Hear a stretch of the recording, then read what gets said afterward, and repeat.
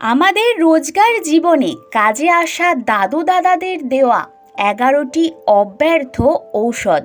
1 নম্বর, মুখে দুর্গন্ধের সমস্যা হলে দারচিনির একটা টুকরো মুখে রাখুন, আর দুর্গন্ধ থাকবে না।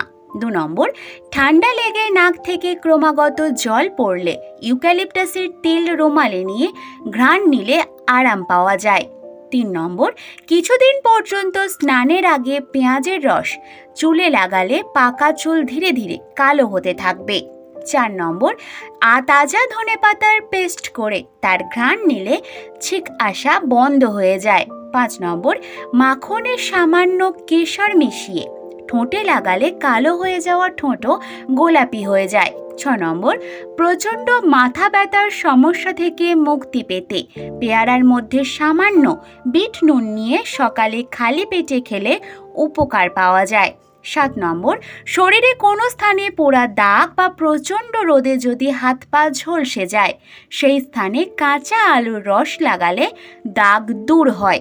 8 নম্বর, পেঁয়াজের সাথে লেবুর রস মিশিয়ে খেলে বমি আসা বা বমির ভাব তখনই বন্ধ হয়ে যায়।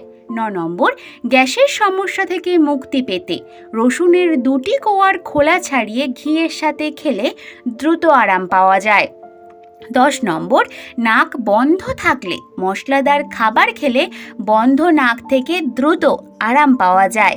11 নম্বর, যদি আপনার মুখে ছাল ওঠার সমস্যা থাকে তাহলে খাবার পরে একটি গুড়ের টুকরো চুষতে ভুলবেন না। মুখে যে কোনো রোগের একটা সব থেকে ভালো ওষুধ।